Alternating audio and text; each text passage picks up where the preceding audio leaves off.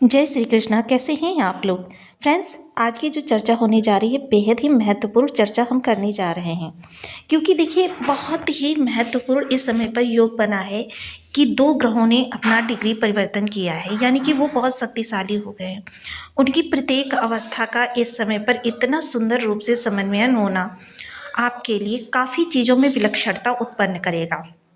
काफ़ी चीज़ें आपको बहुत कम प्रयास से प्राप्त होती हुई दिखाई देंगी और बहुत सारी चीज़ों में आपके लिए सफलता के प्रबल योग निकल कर आ रहे हैं।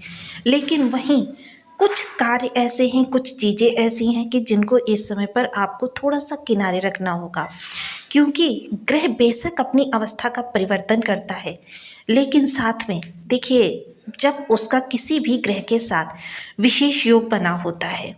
अब जैसे विशेष योग की अगर चर्चा करें, जिनमें से देखिए नवम पंचम को रखा जाता है, केंद्र त्रिकोण को रखा जाता है, लग्न त्रिकोण को रखा जाता है, साथ ही साथ बेहद महत्वपूर्ण हो जाता है लाभ संबंध, महत्वपूर्ण हो जाते हैं कई प्रकार के ऐसे योग होते हैं जो दुर्योग भी निर्मित करते हैं।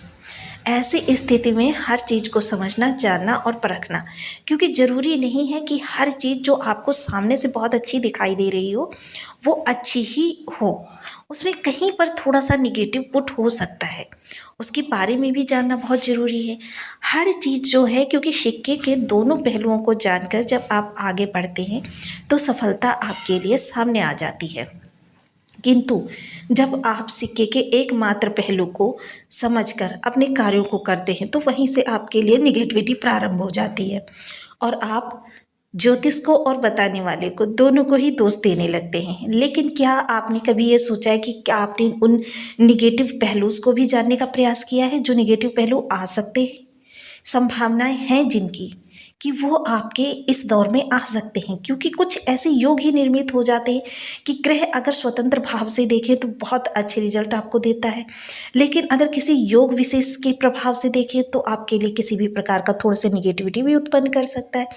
क्योंकि कोई भी राजयोग पूर्णतः राजयोग नहीं होता और कोई भी दुर्योग पूर्णतः दुर्योग नहीं होता। आज हम कर रहे हैं बात मंगल देव की।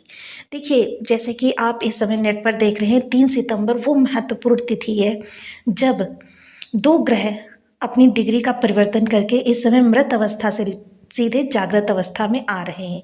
लेकिन उनके अगर स्वतंत्र प्रभावों के साथ साथ हम इनके दुर्योग की भी चर्चा कर लें तो हमारे लिए जानकारी पूर्ण हो जाएगी।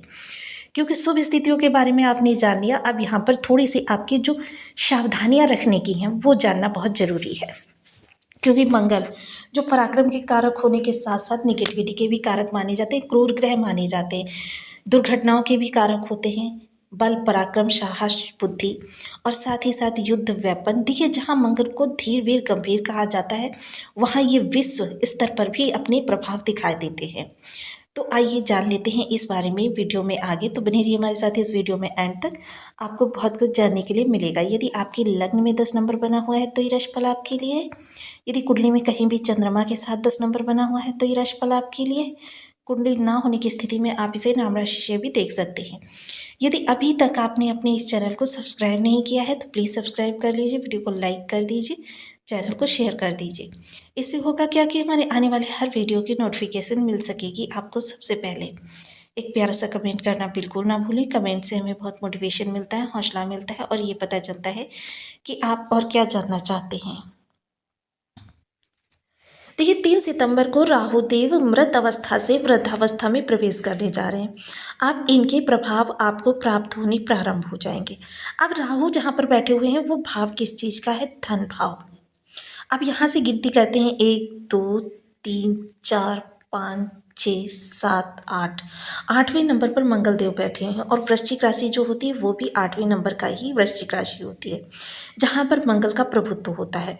अब मंगल से गिनती करेंगे तो छठे नंबर पर आ जाएंगे राहु। राहु षष्ठ के कारक होते हैं, मंगल अष्टम के कारक होते हैं। अब ये दोनों कारक ग्रह किस तरीके से एक दूसरे को प्रभावित करेंगे? देखिए इस समय पर राहु जो है वो मंगल के लिए भ्रम उत्पन्न करेंगे और मंगल जो है राहु के अंदर आक्रामकता लेकर आएंगे। तो ये चीज़ें समझ लेनी बहुत ज़रूरी है। हालांकि जो कुछ भी होगा जीवन में बड़ा होगा इस समय पर, क्योंकि राहु बड़े के कारक है, वृद्धि के कारक है। राहु आपके जीवन में संपन्नता खुशहाली तो भरते ही भरते हैं, लेकिन अगर थोड़े से भी निगेटिव हो जाए तो फिर आपके लिए अनिश्चितता उत्पन्न करने में भी पीछे नहीं रहते हैं। इन चीज़ों को समझना बहुत ज़रूरी है, क्योंकि इस समय अगर भाग्य की मैं चर्चा करूं तो भाग्य से संबंधित जो भी चीज़ें आपको प्राप्त हो रही हैं, भ्रम किस तरीके से कि अगर आपके सामने कोई अपॉर्चुनिटी आ गई और आप वर्तमान में कोई जॉब कर रहे हैं, आप अपॉर्चुनिटी बहुत बड़ी है, तो यहाँ पर आपके अंदर संशय उत्पन्न होगा कि ये जॉब मुझे ही क्यों मिली, मुझ में ऐसी क्या क्वालिटी है कि किसी अन्य को नहीं मिली। मतलब अगर आपके सामने कोई बहुत बड़ी अपॉर्चुनिटी आ जाएगी कि मतलब जो आपकी उम्मीद से थोड़ी सी ज़्यादा हो, तो आप भ्रम में फंसे रहेंगे और भ्रम के वशीभूत होकर वो अपॉर्चुनिटी प्राप्त नहीं करेंगे, स्वयं छोड़ देंगे। यानी भाग्य ने तो आपको प्रदान किया लेकिन आपने लिया नहीं।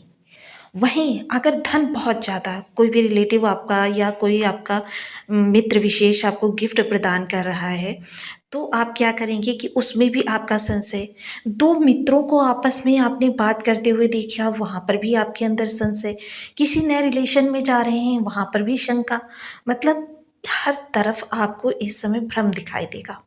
राहु यहाँ पर अष्टम भाव के लिए ऐसा भ्रम जाल तैयार करेंगे कि आप उसमें फंसकर रह जाएंगे और जो चीज़ें आपके साथ बहुत अच्छी होनी होंगी वह चीज़ें स्वयं ही नकार देंगे। इस तरीके की स्थिति उत्पन्न करेंगे और ग्रहों का प्रभाव बहुत प्रबल होता है।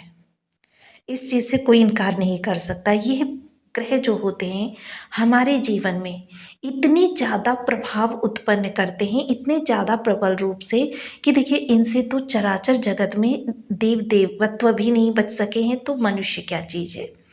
वहीं हम मंगल की जो राहु पर निगेटिविटी पड़ेगी उसकी हम पहले चर्चा कर लेते हैं। यहाँ पर अगर आपके सामने धन का भंडार भी खोल दिया जाए ना, तो थोड़ा सा आपके मन में क्या उत्पन्न होगा कि थोड़ा सा विश्राम कर लेता हूँ, थोड़ा सा रिलैक्स कर लेता हूँ, थोड़ा सा चिल कर लेता हूँ, क्योंकि यहाँ पर ये मंगल का प्रभाव निकल कर आएगा। क्योंकि इस समय मंगल आपके अंदर थोड़ा सा आलस्य उत्पन्न करेंगे और अगर कहीं वो धन आपने प्राप्त कर लिया, अगर आलस्य को थोड़ा सा साइड में कर दिया, तो क्या उन्माद में लेकर जाएंगे कि जिससे कि आपकी स्थिति, और यदि कहीं वो धन किसी और के पास चला गया जिसे कि आप जानते हैं, तब वहाँ पर आपको आक्रामक बनाने का प्रयास करेंगे। मतलब इस तरीके की स्थितियाँ उत्पन्न होंगी कि आप किसी भी तरीके से उस चीज़ को प्राप्त करने से वंचित रह जाएं। अब इन चीज़ों को देखिए आप अपने ही संयम से, क्योंकि मंगल जब भी आपके निगेटिव हो, व्यक्ति में सबसे पहले क्या होना चाहिए, संयम। संयम से ही आप आक्रामकता को मात दे सकते हैं, अहंकार को हरा सकते हैं, धैर्य से। तो इन चीज़ों को समझना बहुत ज़रूरी है कि इस समय हर चीज़ पर गहन विश्लेषण बहुत आवश्यक है। किसी भी चीज़ का निर्णय लेने से पहले आपको 100 बार सोचना है, किसी अपने विश्वास पात्र की सलाह लेनी है। ऐसे क्या होगा कि चीज़ें आप और बेहतर तरीके से समझ पाएंगे। कभी कभी देखिए, कभी हम किसी चीज़ में दुविधा में इतने ज़्यादा फंस जाते हैं कि हमें स्वयं की बातें समझ में नहीं आती हैं, तो ऐसे में हमें किसी वरिष्ठ अधिकारी की या वरिष्ठ जन की, परिवार का कोई बुजुर्ग व्यक्ति जो आपका हित चाहता हो, ऐसे व्यक्ति का परामर्श आपके लिए काफ़ी श्रेष्ठ रहने वाला है। वहीं इस दौरान देखिए आपके लिए विशेष चीज़ें क्या निकल कर आएंगी कि आपको सबसे पहले जो विदेश संबंधी कार्य हैं उनसे बहुत ज़्यादा आपको इस समय कोर्ट कचहरी या फिर आपका कोई खर्च, क्योंकि मंगल जब भी आपके द्वादश से संबंध बनाते हैं और यहाँ मंगल की तो सीधी दृष्टि आपके द्वादश पर जा रही है, तब आपको शो ऑफ के लिए अनावश्यक व्यय बहुत ज़्यादा करवाते हैं। व्यक्ति इतना ज़्यादा व्यय करता है कि कभी कभी उसका सालों का बैलेंस जो होता है, बजट जो होता है, वो गड़बड़ हो जाता है और वो फिर व्यर्थ की बातों में, यानी कि इधर उधर इससे मांगना उससे मांगना, इन चीज़ों में फंस जाता है। वहीं अगर मैं चर्चा करूं कि काम काज संबंधी कोई महत्वपूर्ण निर्णय आपने लिया है और आपको लग रहा है कि वो बहुत सही है, तो इसमें भी आप किसी बड़े बुजुर्ग या उस फील्ड के बहुत बड़े ज्ञाता जो हों, जानकार हों आपकी दृष्टि में और आप उनसे बात कर सकते हो, ऐसे व्यक्ति का परामर्श लेना आपके लिए बहुत उचित रहने वाला है। कोई निवेश करना चाहते हैं, और देखिए इस दौरान भूमि भवन वाहन में तो बिल्कुल भी निवेश ना करें। अगर इन चीज़ों में आपको निवेश करना पड़ रहा है तो इस निवेश को आप किसी परिवार के अन्य सदस्य के लिए कर सकते हैं। जैसे माता के नाम कर लीजिए, वो भी आपका ही हो जाएगा। वाइफ के नाम कर सकते हैं, वो भी आपका ही हो जाएगा। लेकिन स्वयं के नाम से बिल्कुल ना करें। इन चीज़ों का बहुत ध्यान रखें, क्योंकि ये छोटी छोटी सी चीज़ें इस समय आपके सुप्रभावों को बढ़ा सकती हैं या फिर उनको घटा सकती हैं।